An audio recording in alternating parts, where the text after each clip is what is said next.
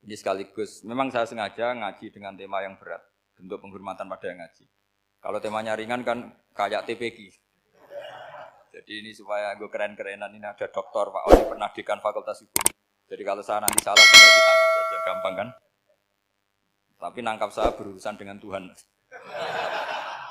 Jadi kalau orang dekat Allah itu yang tanggung jawab itu Allah. Jadi dia bisa menang di kepolisian tapi kalah di hukum Tuhan. Jadi kalau berhadapan-hadapan dengan saya. Begini asbabun nuzulnya begini. Wal muhsanatu minan nisa yang awal juz 5 itu ya kita santai aja. Yang awal juz 5 itu sebetulnya maktuf diatafkan pada ayat hurrimat alaikum ummahatukum wa banatukum wa akhwatukum wa ammatukum wa kholatukum wa banatul akhi wa banatul ukhti. Jadi perempuan yang haram dinikah itu ada 7. Yang faktor nasab yaitu siapa? Ibu, putri, saudara putri, bulik dari bapak, amah itu bulik dari bapak, kholah itu bulik dari ibu, keponakan dari saudara lelaki, keponakan dari saudara perempuan. Ini disebut haram karena nasab gen.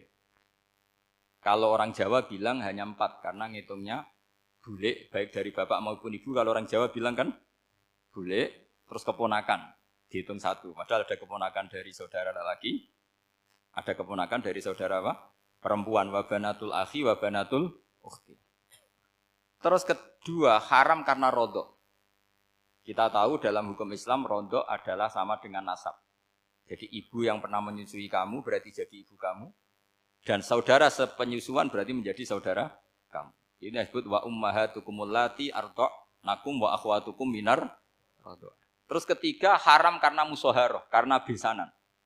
Jadi pagi ini misalnya saya nikah dengan Sri, bilang qabiltu nikaha wa taswijaha bil marhil madkur. Setelah nikah dengan Sri ini otomatis ibunya dia menjadi mertua. Otomatis haram saya apa? Nikah. Ini namanya haram karena musoharoh. Atau kamu punya anak Zaid. Zaid pagi ini akad dengan Sri. Berarti Sri adalah menantu Anda. Otomatis haram bagi Anda. Itu namanya haram karena musoharoh, karena bisanan. Itu yang disebut waroba apa haram-haram itu kan saat terus itu wa ummahatu nisaikum. Apa ibu dari istri-istri kamu. Memang ini agak jelimet, tapi memang syaratnya mufassir harus biasa jelimet. Jangan hanya nyari partai ayat-ayat untuk kepentingan partai. Wah, itu ngeri. Kacau Quran dipakai kampanye. Terus itu berarti sudah 3 kan? Haram karena nasab, haram karena rodok, haram karena musoharoh. Terus yang keempat ini, haram yang bukan karena sebab pada seorang perempuan, tapi karena istri orang. Ini disebut wal muhsanatu minan nisa. Haram menikahi perempuan yang masih milik orang lain. Nah, orang lain yang menikahi ini, istilahnya Allah adalah lelaki yang menikahi perempuan ini adalah lelaki sing muhsinina ghairu musafihin, secara nikah yang sah. Nah, nikah yang sah itu begini dalam hukum fikih Islam. Saya nikah dengan Sri, kalau hanya akad, itu saya wajib bayar mahar hanya separuh. Jadi kalau saya janji bayar 1 miliar, berarti wajib bayar berapa? 500 juta. Kalau janjinya 100 juta, hanya bayar 50 juta. Itu yang wajib bil akdi. Nanti wajib sepenuhnya nunggu bil jima. Kalau sudah hubungan intim baru wajib 100%. Jadi kalau ada di Jawa, nikah dengan seperangkat alat sholat itu yang atasannya tok, itu wajib karena akad. Nanti bawaannya nunggu setelah hubungan apa? Intim. Ini hukum Quran, bukan hukum saya. Makanya kan wa in talaqtumuhunna min qabli an tamassuhunna saat terus fanis suma faradtum. Hanya wajib bayar setengah. Nah, perempuan yang sudah diajak hubungan intim itu kata Allah fa'atuhunna ujurahun, maka wajib kamu bayar penuh. Jadi ayat itu tentang perempuan yang sudah dinikah, kita harus bayar berapa? Harus bayar penuh. Ini penting saya utarakan. Nah, problem kita sebagai orang Indonesia ini juga problem Pak On, problem semua kiai. Mahar di Indonesia itu nggak bisa dibahas di Quran. Karena keterlaluan, kecilnya itu keterlaluan. Saya ini kan kiai, sering ngakatkan tuh sampai bosan, seperangkat alat sholat. Oh, itu ngawur sekali. Ini mbak-mbak harus nggak mau gitu. Saya provokasi minimal itu ya berapa? 100 juta berapa? Pantasnya berapa? Pantasnya berapa? 10 gram itu berapa nilainya? Kan 1 gram 500.000 baru 5. Ya sudah mendingan itu 10 gram. Quran itu bayangannya gini sambil latihan, yang hafal-hafal biar latihan. Jangan dapat beasiswa karena hafal tapi nggak jelas juntrungannya. Quran itu bayangannya gini, ini nggak mungkin Quran ini bisa dibaca di Jawa. Wa in aradtum istibdala zawjin makana zawji wa ataitum ihdahunna qintaran fala ta'khudhu minhu syai'a. Jika kamu nikah sama seorang perempuan, kemudian kamu cerai, maka mahar yang sudah kamu berikan jangan ambil lagi. Karena mahar di Arab itu mahal, 100 juta, kadang mobil Alphard, kadang GMC. Sehingga setelah menceraikan tuh kebayang menarik.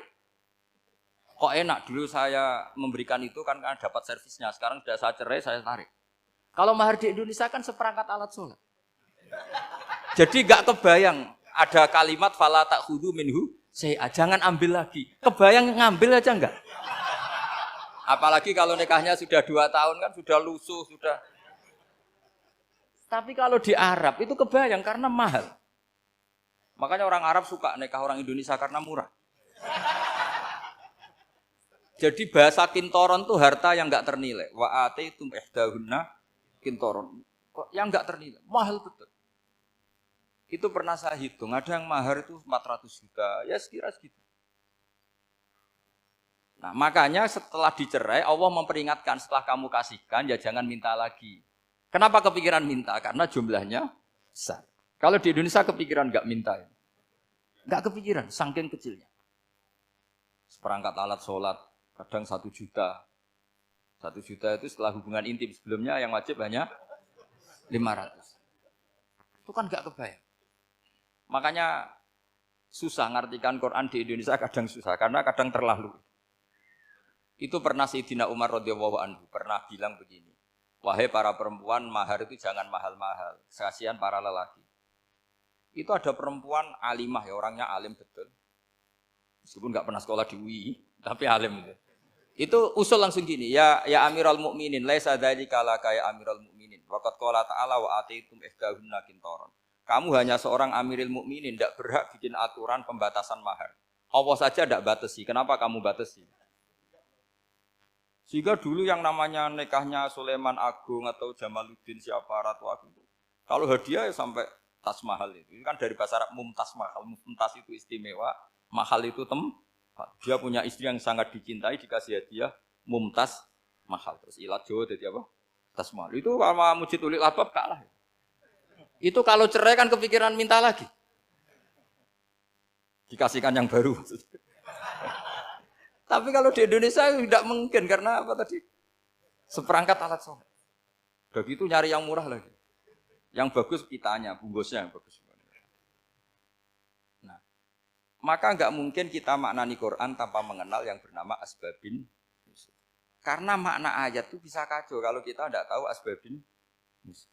Yaitu kayak tadi makna fa'ina ma tuwallu fasamma wajhu. Itu maknanya kan kamu menghadap mana saja, boleh saja di sana ada ridhonya Allah.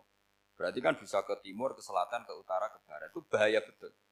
Sehingga kata ulama harus mengkaji asbabin supaya porsi ayat ini sampai semana jauhnya itu kita tahu.